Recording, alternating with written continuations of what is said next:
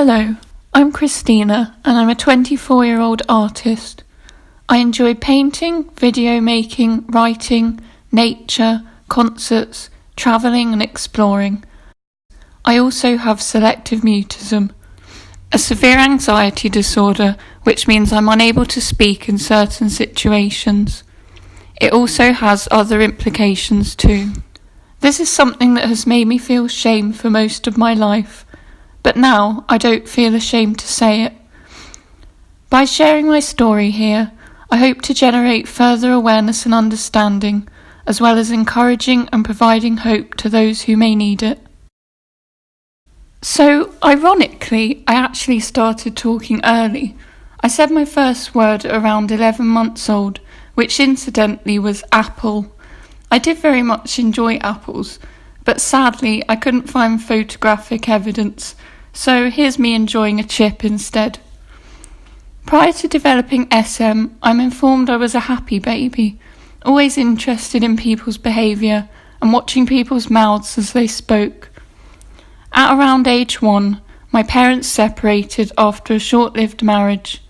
I still saw both parents separately, but my confidence gradually started to diminish. I became withdrawn and my behaviour changed. At this point, I stopped seeing my dad and he hasn't been in my life since. I was unable to speak to anyone outside of my direct family and became very clingy to my mum.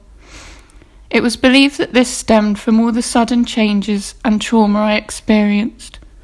I was diagnosed with selective mutism when I was around 2 years old. The support I received after my SM diagnosis involved my mum working on techniques with me in conjunction with support from professionals. These techniques were gradually brought into environments where anxiety would be higher and speech would be less forthcoming. This included role play with my mum of what I'd say to nursery teachers, such as, "Good morning, Mrs." or answering the register. This did work to an extent, but because we'd only practiced this with one of the teachers' names, I would say good morning to this particular teacher, but still couldn't say it to the other teachers. It was a tedious process, to say the least. I was statemented as having special needs throughout primary school due to the SM diagnosis, but this was discreet so I wouldn't be stigmatised. There was underlying anxiety that remained constant throughout my early school life. Nonetheless, this early professional intervention was generally successful. I was adventurous, playful, and made friends I enjoyed being silly with. I performed well academically, even taking part in school plays and athletics tournaments up until around age 11. I mostly enjoyed life and was fit and healthy. However, this leads me to something very significant. I would always pretend to be a dog. This wasn't really a concern due to my age, but looking back, it was definitely used as a way to not have to speak as much or show who I was. I could hide myself behind the dog costume I used to wear. Instead, I would communicate by barking at people whenever I could. A particularly memorable experience of this was at a birthday party that I had at around age 6, where I dressed up as a dog and all the other little girls dressed as princesses. My mum remarried when I was 7 and a lot of changes began to occur. I moved to Switzerland for a year and a half. I think I coped surprisingly well, given that I had started at a new school in a different country, taught entirely in another language. But I did experience bullying due to being foreign, my appearance and my quietness. I was called names, such as disabled cow. I didn't realise what this meant until I went home that day. "What does behinderte Kuh mean?" I asked innocently, not the nicest surprise when I found out. I think I overcompensated due to the desire I felt to be normal by trying to be overly independent, pushing myself too much and not accepting help I may have needed. I sometimes still struggle with this now. I wanted to walk to school on my own at age 7, just because the other children in Switzerland did. The school wasn't far from my house, but I was often followed by groups of older boys on bikes who would circle me and shout rude things at me. Despite the negatives, I developed some close friendships, a few of whom I remain friends with now and sometimes visit in Switzerland, a country I've become fond of. When I returned to England, I was still relatively robust and made friends at the school I started at. However, as adolescence approached, things began to deteriorate rapidly. I cracked, and the anxiety took a grasp of me that I couldn't control. I remember looking at my mum one day and simply stating, "I don't feel right." Toys were being replaced by mobile phones and makeup, and the new social pressures of entering adolescence were overpowering me. The escape of pretending to be a dog was no longer an option. I didn't fit in with the social trends, and I felt singled out, often getting picked on by peers and teachers. I couldn't stand up for myself, and I just absorbed everything in, turning it in on myself. Many changes had occurred in a short space of time. Living abroad, a death in the family, the transition to secondary school, puberty and hormonal changes, as well as a house move and ongoing family challenges and resurfacing of past traumas. From this point, my school attendance became increasingly sporadic. My academic performance declined. I fell behind and I had to give up activities I'd been enjoying and having success in, such as my athletics. I was hardly able to communicate with my peers and teachers. I'd completely freeze and shut down. Eventually, tasks such as eating, asking for help in lessons, or asking to go to the toilet became impossible, leading to me becoming dehydrated, unfit, weak, and developing bad migraines and stomach aches. Most lunch and break times I hid myself away in the toilets, and sometimes during lesson time. Due to a build-up of the isolation I felt, the lack of understanding I was experiencing, my mental health issues worsened. I experienced severe depression with very dark and overwhelming thoughts and self-destructive behaviours. This escalated further after an incident of humiliation and personal remarks from a teacher, caused by my inability to speak in lessons. I was kept behind, with said teacher directing anger at me. "Having you in the class is like having a rotting corpse in the room," he stated, amongst other things. Not ideal for a severely depressed 14-year-old to hear. He proceeded to laugh in my face while I was standing there, horrified and frozen, on the verge of tears. I had other distressing instances with teachers throughout school, but these particular words will probably stay with me forever. The lasting impact of these experiences was so damaging to my confidence and self-esteem. When preparing for this presentation, I came across a diary and some videos I made around this time. They provide an insight into just how isolated, lonely, and guilty I felt. I sometimes wrote about myself in third person. Perhaps it was a way of trying to distance myself from the intensity of my thoughts. She feels like there's no one there. Just no one to understand at all. And yet, when there is, she's a complete idiot. She just can't speak, can't think. All these things are there. They're right there in front of her. All these things she wants to do but can't. Why? Why does she never take these opportunities? There's so many problems, worries she's causing. She feels guilty for everything. But she shouldn't. She just wants to go to school, get on as normal. Why is she like this? It confuses her, angers her. She hates herself. I'm quiet, according to pretty much everyone, apart from my close family. But I'm not just quiet or shy. Oh, I wish it was as simple as that. I'm so sad. I hate it. I just want to be normal. People are going to give up on me soon. I'll just fade into the background, because they'll see I don't really talk, don't respond much. Boring, quiet, same old story. Why do I have to be so scared of everyone? It's like I feel everyone's a threat to me. Everyone's looking at me, waiting to make fun of me or laugh at me. I just want to be able to stand on my own 2 feet and not care what people think. just talk to people in real life like I can online. I used to be able to more easily, but now I can't. There doesn't seem to be anything I can do about it. I attended school less and less and eventually had to stop going completely. Throughout this time, I attended a series of counterproductive counselling sessions where there was a lack of understanding from most professionals I saw. Perhaps unsurprisingly, the speech-based therapies I always found myself ending up at never seemed to go anywhere. They only caused further distress and pressure. Many had hardly heard of SM, let alone knowing how to help me. "Can you tell me why it is you won't speak, Christina?" many a counsellor asked, bewildered. "Well, you tell me. If I could answer that, I wouldn't be here, would I?" I thought to myself. Time after time, my mum and I were required to gruelingly rake over traumatic details of my life as we were thrown from person to person, which may have somehow been warranted had it led to help.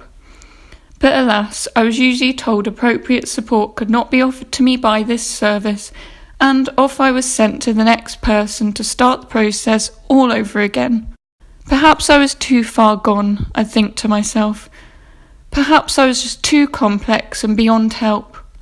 The only way my mum and I got through this time was by laughing about it, despite probably both sobbing internally and sometimes externally. We would subtly make silly faces at each other before the sessions, but by after we were in such a state of dismay that even our trip to McDonald's could hardly revive us. Because I was out of school, I found myself being made to attend classes at local inclusion unit. This mainly consisted of children who could not attend mainstream education due to disruptive and abusive behavioural problems. Quite how they thought this was an appropriate place for me, I do not know, but it's safe to say that some of the things I was exposed to during my time here didn't contribute too well to my deteriorating mental state. By age 15, having been out of mainstream education for several months and the failure to acquire appropriate help, I could barely leave my bedroom. I'd given up on myself entirely. Tasks such as washing, brushing my teeth and eating became near enough impossible, and my mum had to constantly supervise me due to my self-destructiveness at the time.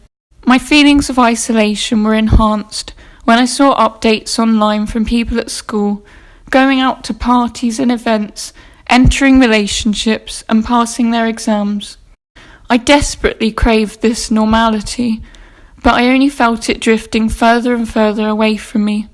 I was eventually admitted to a psychiatric hospital. I believe this escalation in my mental state could have been avoided if it had been for more awareness and understanding of SM and more appropriate support in place. And here we enter some of the darkest months of my life to date. I'm sometimes surprised I'm still here after that time. My memory of initially arriving at hospital is somewhat blurred, but I'm told I was often in a catatonic state. When I was first admitted, I was supervised 24/7. Although this kept me safe from myself in a way that my mum couldn't at home, there was still little understanding of SM. My mum would constantly be on the phone to the nurses, trying to provide information about SM. After receiving texts from me that I yet again hadn't been taken to get food or didn't have water in my room because I couldn't ask. I often felt I was forgotten about because my needs weren't as outwardly obvious as many of the other patients. Although the overall experience of being in hospital was pretty abysmal, seeing other people my age in the midst of mental illness firsthand helped me feel less alone with my own and made me develop a great sense of empathy towards others. It gave me a lot of time to reflect and grow. After 3 months in hospital, changes began to occur and some progress was made. There were also significant positive changes in my life at this time, such as the birth of my little brother, Alexander. He's 8 years old now and I've always shared a close bond with him. This has had a huge impact on me, having always been an only child. I managed to start at a different school at age 16, but stayed down a year due to missing so much of my education. The special needs department were made aware of my SM, but there were still misunderstandings and negative experiences from both teachers and pupils. However, some helpful adjustments were made that got me through to obtain my GCSEs at reasonable grades. I sat exams in smaller rooms with extra time and rest breaks. I was excused from high anxiety-inducing lessons, such as PE and drama. I also had a few friends in some of my lessons, and it helped if I could sit with them. I was given a quiet room to be in at lunch and break. This at least saved me from having to sit in the toilets. I began to feel less alone after meeting my boyfriend Daryl online. He shared lots of similar experiences and challenges with me due to having Asperger's. We now live together in London. Some of the therapeutic input I received at this time was more successful. I attended group mindfulness sessions that focused on breathing techniques, being in the moment, and dealing with negative thoughts and feelings. There was no pressure or expectation to speak or contribute at any point, and it helped me being around others my age with similar experiences. These sessions contributed to lowering my anxiety. With the social pressures of school removed, and without the worries of other subjects, I could focus entirely on my passion, my art, the main thing that's always kept me going and enabled me to express myself. At age 18, I began attending watercolour and oil painting classes at the local adult education centre. They were small, relaxed and informal, the opposite of school. Although my anxiety was high at first, I was gradually able to relax more into the classes. The fact I was the youngest in the class by about 50 years didn't really faze me. I found it much more manageable than being around other teenagers. With support, I started to consider what would be required for me to attend university to study art. At the time, it seemed an impossibility, as I hadn't done A-levels and I had no qualifications above GCSE level. However, in 2014, I was offered a place at my first choice London Art College to study fine art painting. In summer 2017, I completed my degree. When I was in hospital at age 15, without an ounce of hope left in me, one of the nurses asked me, "If you could be anywhere in 5 years, where would it be?" "At art college," I responded, in a quiet, helpless voice with a blank stare at the floor. I remember almost laughing to myself hopelessly at the ridiculousness of that idea.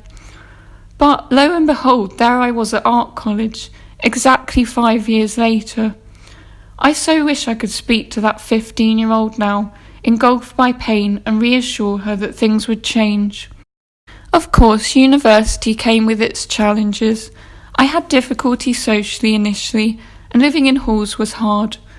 There was a lack of understanding of SM from the disability services, so I went through most of the course without much support from them. But my art practice progressed. I made some great friends I could chat freely with, and my peers accepted me. I had a relatively typical experience of university in many ways, including lots of nights out and new experiences. My adventurous natural nature that had been repressed by years of mental health issues I'd lost my teenage years to was finally starting to come through. I have a video with more detail about my university experience with SM, which can be seen on my YouTube channel. Since graduating, I've received a lot of interest and recognition for my art, which has been a great confidence boost and given me a sense of purpose. I was selected to take part in the Clyde & Co Art Award programme and went on to win their Staff Vote Award. I also gained representation with an online gallery where I sell my work. Recently, I was shortlisted for the Royal Academy Summer Exhibition and interviewed by the BBC when delivering my painting. Last year, I was invited by BBC Stories and Huffington Post to be photographed and write about my experiences of SM and my art. I'm currently completing a master's course and have my first solo exhibition coming up this summer. So, what has helped? How did I get to this point? Well, there's not one straightforward answer, but I hope that what I've said throughout this goes some way towards answering this. I'm still on a journey and still learning and improving as I go along, as we all are. I may never be a confident, outgoing, chatty person with everyone, but that's okay. Not everyone has to be, and not everyone should feel they have to be. As I mature, I become more content with who I am. I don't feel so much social pressure to be, quote, normal, or conform to socially constructed ideals. I am, however, having to work very hard on my ongoing lack of self-confidence, general anxiety and depression as a result of a lifetime of misunderstandings and mistreatments of my SM and my mental illness, as well as trauma I experienced and some unhealthy coping mechanisms I developed along the way. There are times I'd like to be able to speak more freely and confidently, but I'm working on this gradually and without so much pressure. One of the main damaging things to me was the pressure I felt. The forceful, intense and often cruel pressure that only made things worse and made me regress even more. Everyone says it's me who needs to change. Don't they think I know that? I wrote angrily in my diary at age 14. It was always me the change had to come from, always me who there was something wrong with, not the school teachers who humiliated me, singling me out for not speaking, not the discouraging college tutor who told me there was no way I'd get into university, not the children who picked on me and called me names, not the hospital staff who left me in my room without food because I couldn't ask. Something I couldn't help was all down to me, and me only, I was led to believe. Looking back now, I understand better why I may have been treated the way I was, and why adjustments or alternative forms of communication often weren't offered. Teachers, family, even professionals weren't sufficiently educated, or not educated at all, on SM, leading to these damaging consequences. Sadly, I still see much evidence of this happening today, perhaps largely due to the stretch of mental health services and the ongoing cuts and funding issues. I believe that change is needed to come from my environment and the way I was treated, not from being cruelly guilt-tripped to make a huge impossible change within myself and somehow mould myself into a new person. In my experience, there's a direct correlation between removing pressure and making positive adjustments, my confidence levels, ability to participate more. This is displayed in my happiness, confidence levels and grades I received in certain classes, with teachers who were accepting and understanding, where I wasn't singled out for my differences or pressured to do things I couldn't, but rather reassured not to worry if I couldn't verbally join in with discussions, presentations and so on, where I was given options of joining in by writing, drawing or other forms of communication instead, if I felt able to. I cannot express what a difference this makes and how much it could have potentially avoided if more of my experiences with teachers could have been like this. Although I often can't believe the progress I've made, I still have times where I'm overwhelmed with anxiety. I can be triggered into this anxiety by certain locations, experiences, people, words, and so on. It's difficult living with an often very invisible disability. You're doing so well now, aren't you, Christina? You look so happy. You seem really confident and independent now, Christina. It must be great knowing that your difficulties are in the past. People will often tell me. But despite often appearing happy and content on the surface, and with a number of significant successes under my belt, I have days where I can't leave the house, make a phone call, attend an appointment, or go about daily tasks without help. During my more insecure moments, I question whether this means I've failed and that I'm some kind of fraud. How can there be such a disconnect with how people perceive me and how I sometimes perceive myself or feel internally? I think it's important to recognise there can be many setbacks that can pop up at unexpected times, and I sometimes feel I've made one step forward and 10 steps back. However, the steps forward are so important to be recognised, however small or insignificant they may feel. Sometimes for me, a simple task such as getting out of bed in the morning when I've been in a patch of depression is a huge step forward. I'm proving to myself and to others, I hope, that it's still possible to achieve and live a life despite adversity. I've learnt the importance of patience and perseverance.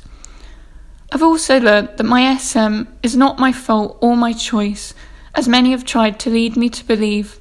I'm no longer ashamed of it. I'm steadily finding myself and building my confidence.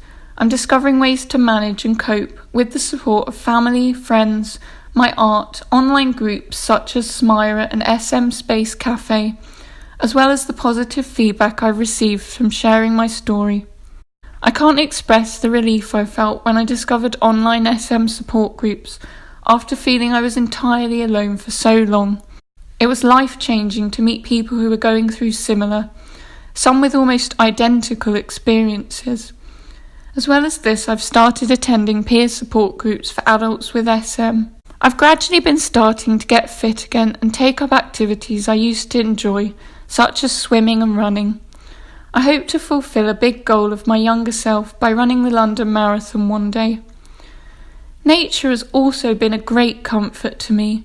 The beauty and simplicity of going on a walk, the trees, the sea, the changing colours of the sky provide me with a sense of liberation and a release from my anxiety and negative emotions. This is reflected in my paintings and in the title of my upcoming solo exhibition, Liberation Through Nature, something hugely relevant to the health and well-being of everyone. As I get older, I'm learning to see the positives of my SM. I believe it's made me more sensitive, empathetic, observant and caring, as well as helping drive me to produce more powerful art. It has also introduced me to some incredible friendships, opportunities and connections. I'll always carry permanent scars with me, both internally and externally, more of which may appear as I experience life's trials and tribulations. But I try not to hold on to resentment and anger for the experiences I've faced, or towards people who've hurt me and treated me badly. A lot of it purely stemmed from ignorance. People are often scared of what they don't know, and so may react in untoward ways. It's clear from this that we still have a long way to go with the understanding of SM. I do feel somewhat anxious and vulnerable sharing my story, but I feel I owe it to my younger self, as well as those who are suffering currently. I hope I've provided a useful insight into life with SM, and demonstrated the knock-on effect that a lack of appropriate support can result in. Now that my voice is being listened to more, in whatever way that may be, through video making, writing, painting, or speaking, I'm determined to continue to do what I can so that the future is a kinder place to those with SM. Education, awareness and understanding are all so important to provide better support and eliminate stigma that those with mental illnesses and social differences often face. At times, things may seem incredibly bleak, as though there isn't a single ounce of hope. I still have these times myself, but there's always space and time for things to change and improve, as I hope my story reflects.